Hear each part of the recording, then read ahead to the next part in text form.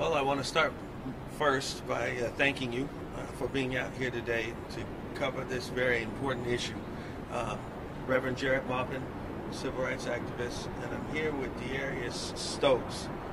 Mr. Stokes was one of the people who was victimized by police brutality on August 22nd in the midst of the rally that was taking place downtown for President Donald Trump.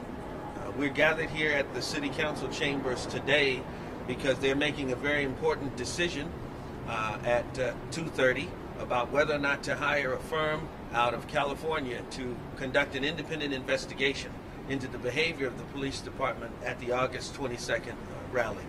I think it's alarming and concerning that this is the first time that they've done this, because the police department certainly has had a history of behaving this way at demonstrations, most notably over the last couple years when we closed down the streets in the downtown. But we're happy that some progress is being made today to address the problems with systemic racism and violence inside of the Phoenix Police Department. I have Brother Stokes here with me today. He's a young man, 27, I believe. And the shocking thing about his situation is that he was already,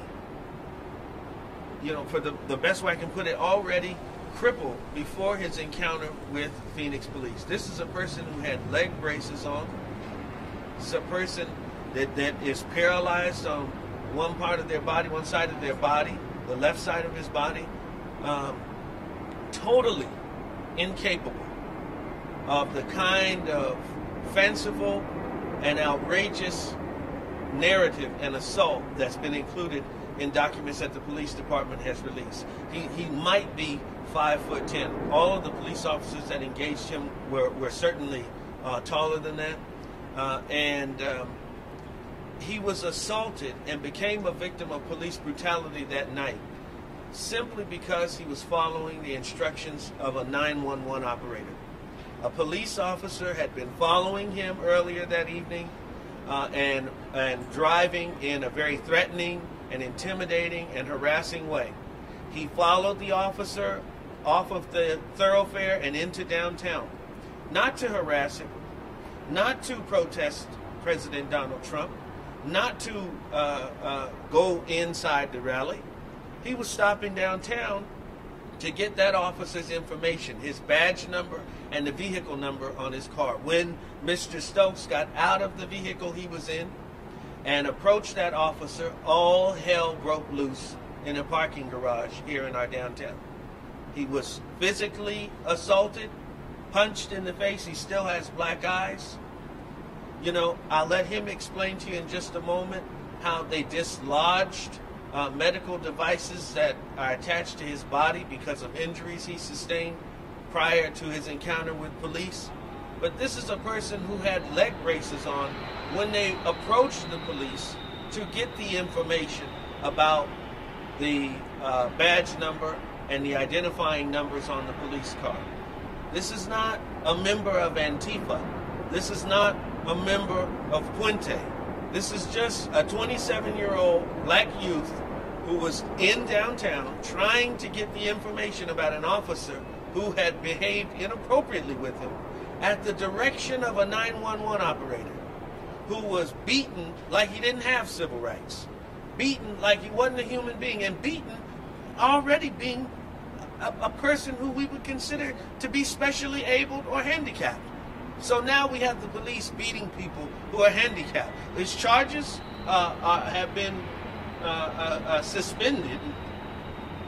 So we're not even sure if they're going to continue with the charges of assaulting a police officer. They've been suspended, and they should be dropped.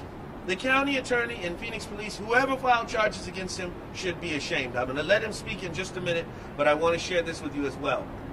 After he was beaten to the point that he was urinating blood, after he was beaten to the point where he could have suffered severe neurological damage and other damage to his kidneys and his limbs, the Phoenix Police took him to Maricopa County Jail, and they handed him over to the deputies of Sheriff Pinzon. Now, we've got a new sheriff. He's just as bad as the old sheriff. because they accepted him into the jail, this black man. At least Arpaio wasn't doing anything to black people, but we got a new thing going on. Penzone is violating people's civil rights. Had him in the jail, accepted him when he should have been immediately taken to a hospital, and instead he had to languish in custody, in pain, in danger of losing his life. It was that serious, until a nurse demanded and questioned why he was ever even brought into the jail, ever even put into custody. He eventually made it to the hospital, and from the hospital he was treated and able to come home.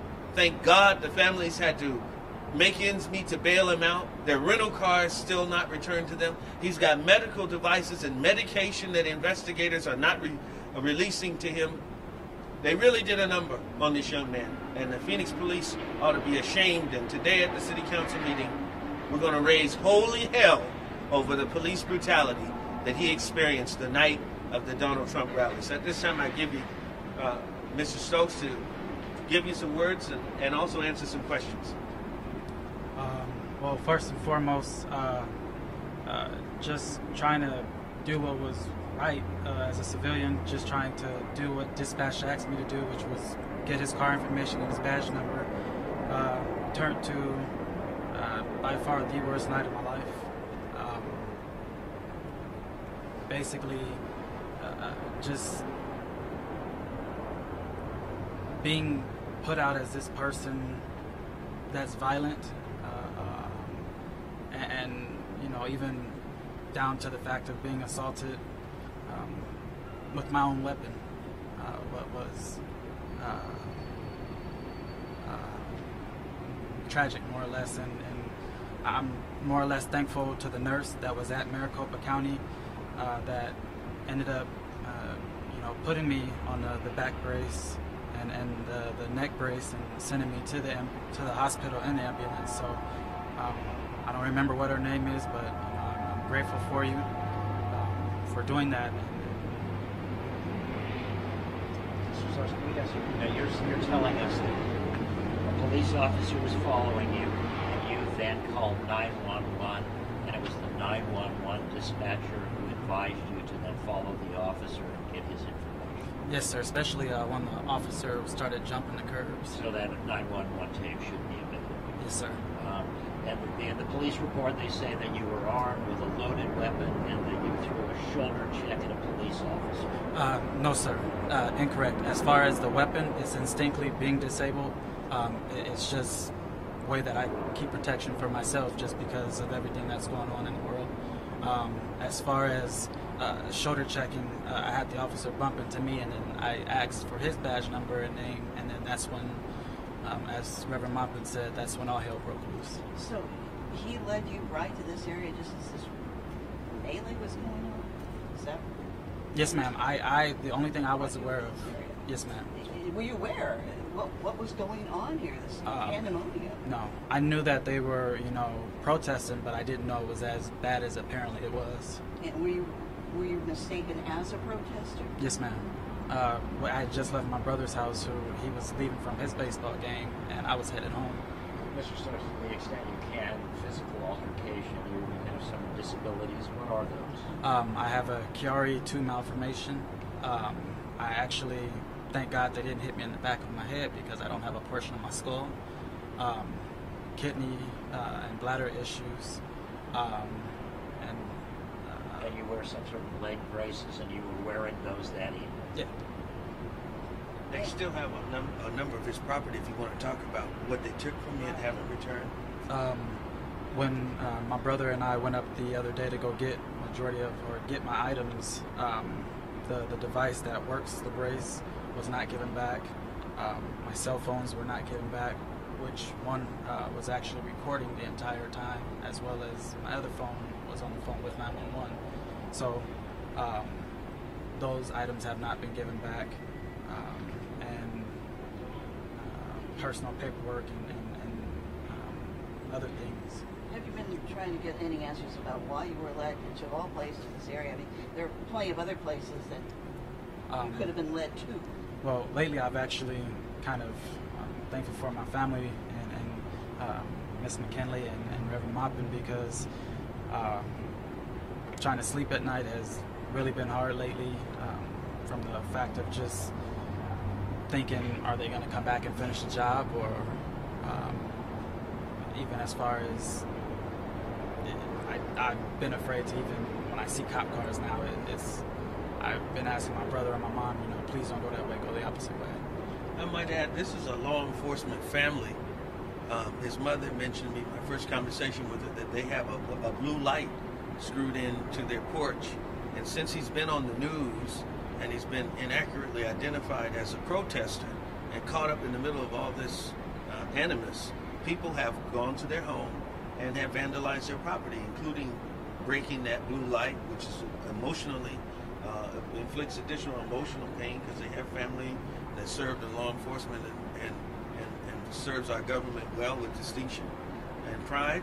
And so it's been a very painful experience for them to go through this. And I just think that it's a shame that a person can be described as being involved in something and just being a bystander. We got an innocent bystander.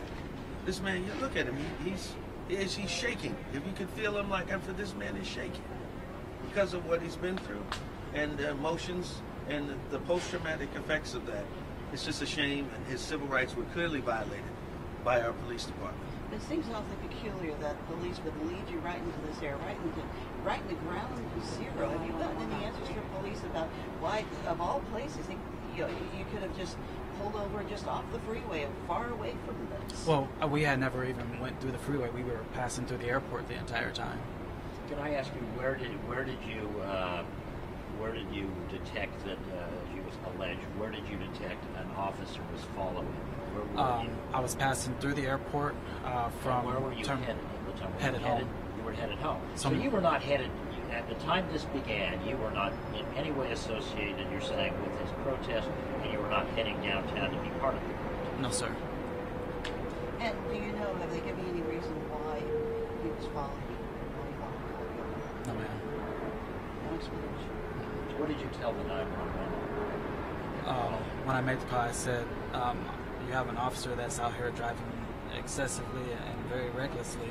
And I told her that, I kind of feared, just because I had an accident prior to, similar to that, and just went back into instinct mode and figured, okay, well, best thing to do is just report this to the proper authorities. And how did you know it was a police officer? Marked vehicle? Yes, sir. Marked vehicle, and when driving through the airport, they have the lights that hit, and because I kept looking in the rearview mirror, I figured, okay, well, I didn't want to speed out of the way, because if I sped up, I could be cited for speeding through the airport. And we'll be demanding that the city preserve any dash camera footage or body camera footage. I believe the officers were not wearing body cameras, which is concerning. That officers would be out at a protest, especially considering the climate and the track record of this department. For them not to have every officer out there outfitted with a camera was foolish and mistake number one on their list of things. I can save them some money and some time and tell them mistake number one was having officers out dealing with this protest situation downtown. Scenes, body camera. That makes no sense. We are demanding that dash camera footage, any audio footage, or recorded radio communications, and the parking garage footage from where this occurred. Would you talk to him about that parking garage? The parking garage was, I want to say, on 4th Ave or 5th Avenue, and I basically had pulled up, and the officer that assaulted me instantly went into basically trying to threaten and intimidate me at that time by trying to have my vehicle towed for, as he said, impeding traffic, and there were no other vehicles behind me. And the dispatcher asked me to go ahead and park. I went ahead and parked, and then proceeded to get the officer's information. And the entire time they were trying to move me out of the way of the parking garage that no one was coming out of, but I figured if something were to go wrong, I would rather be in light and not in dark. So we'll be coming back at 2:30 to attend the city council meeting. Is there Your plan is this going to lead to a lawsuit? Absolutely, without a doubt.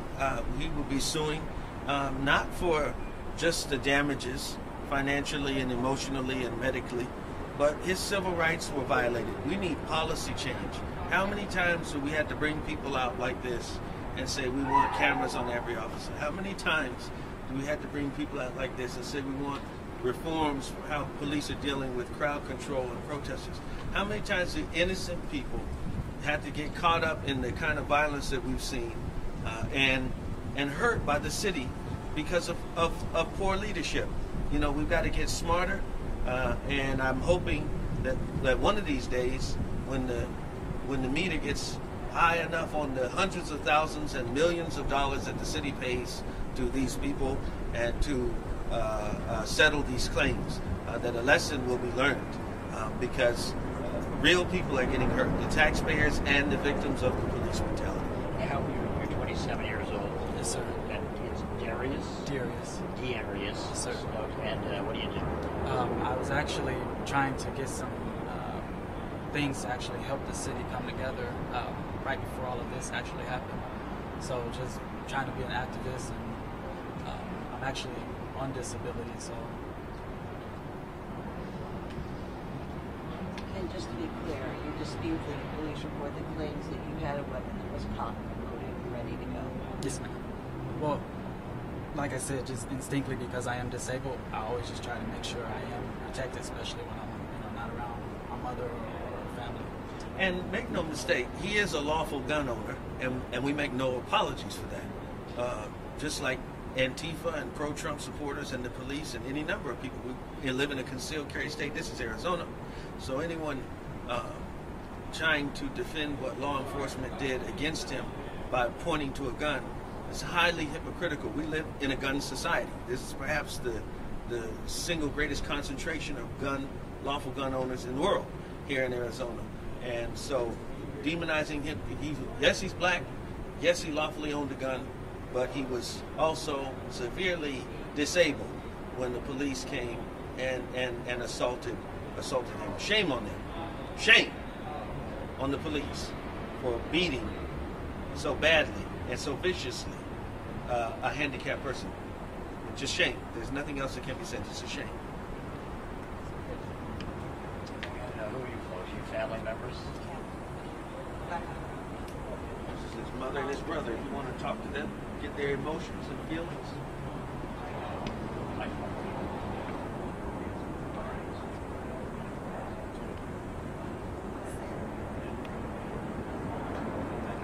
Thank you very much, folks.